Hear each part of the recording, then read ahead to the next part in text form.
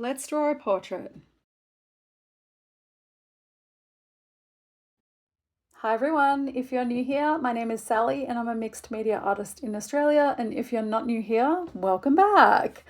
At the start of each month, I write down all my video ideas in my bullet journal and I have a look at all of the Wednesdays in the month, which is the day that I upload each week. And then I start planning out what I'm going to make each week. As I'm juggling other work and projects, I don't film in advance, but I do like to have a rough idea about what I'm going to make. I'd been wanting to do a portrait to honour Hind Rajab for a while, and when I was looking at all the dates for the Wednesdays this month and saw that today, the 29th of January, was a Wednesday, I knew that I wanted to film this and tell Hind's story. So, wanting in advance, this one is going to be heavy, but it's an important story and one that I want to honour today. I wanted this to be a soft and gentle portrait, so I used watercolour to give a soft, dreamy vibe. And then I added my Faber Castell Polychromos pencils on top of the dry watercolour to add in some extra texture and definition. Hind Rajab was born on May the 3rd, 2018. On the day of January 29th, 2024, she was with her aunt, uncle, and 4 cousins all in one car, and they were evacuating from Gaza City, heading south to the safe zone, when their vehicle came under fire. The first to call emergency services was Hind's 15-year-old cousin, Leanne. I hope I'm pronouncing all these names correctly. Leanne told the dispatcher, "They're shooting at us, they're shooting at us, the tank is next to me." Dispatcher Omar Alquam, and again, I'm so sorry if I'm pronouncing this name incorrectly, asked Leanne, "Are you hiding?" To which Leanne responded, "Yes, in the car, we're next to the tank." Omar asked again if they were in the car when he heard heavy gunfire followed by screams. The phone line went silent. Dispatchers called back, and 5-year-old Hind picked up the phone, telling another dispatcher from the Palestinian Red Crescent, "Rana, they are dead. I'm so scared. Please come. Come take me. Please, will you come?" Rana spoke to Hind on the phone for hours as the PRCS sent an ambulance to rescue her. As Hind was stuck in the car with her deceased family members, surrounded by Israeli soldiers, Rana played counting games with her and they read the Quran together to distract Hind from her environment.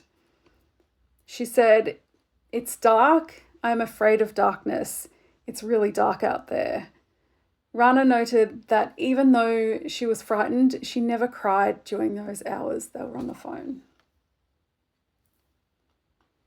After spending hours on the phone, there were sounds of more gunfire, an explosion, and the connection was lost. The PRCS released the call publicly as nobody knew if Hind or the paramedics that were sent after her were still alive. 12 days later, on February the 10th, all were found deceased. The ambulance never arrived. It was discovered destroyed, the 2 responders killed, close to where Hind's vehicle was found.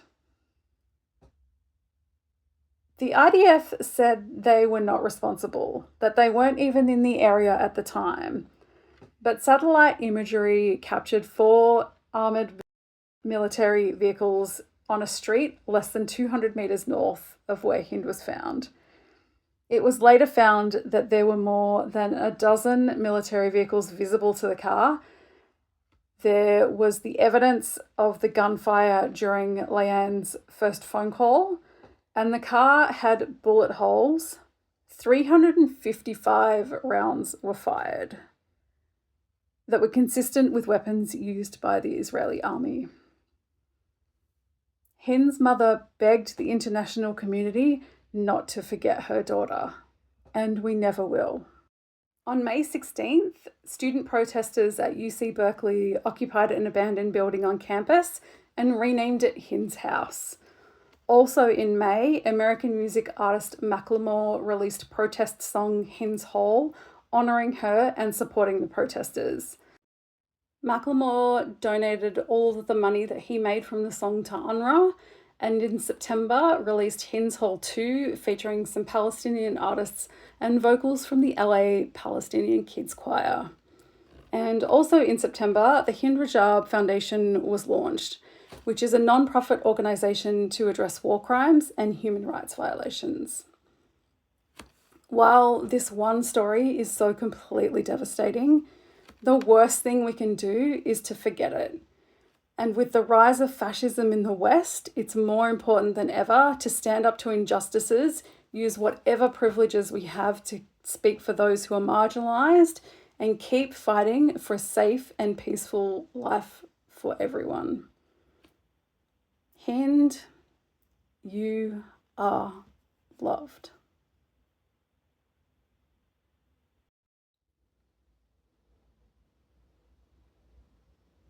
Special thanks to Echo, my sweet sensitive girl who refused to move off the desk the entire time I was making this.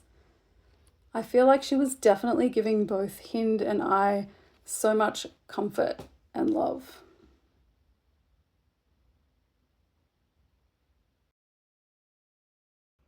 Thanks so much for watching. I hope you enjoyed this video. Give it a thumbs up if you did, and consider subscribing to the channel for more art stuff. And please leave a comment for the algorithm. Thank you. I think so often we forget about the individual stories when the numbers are so incomprehensibly large. And I hope that this video has empowered you to go and find out some more about the individual stories and honour the people, the innocent folks who have lost their lives.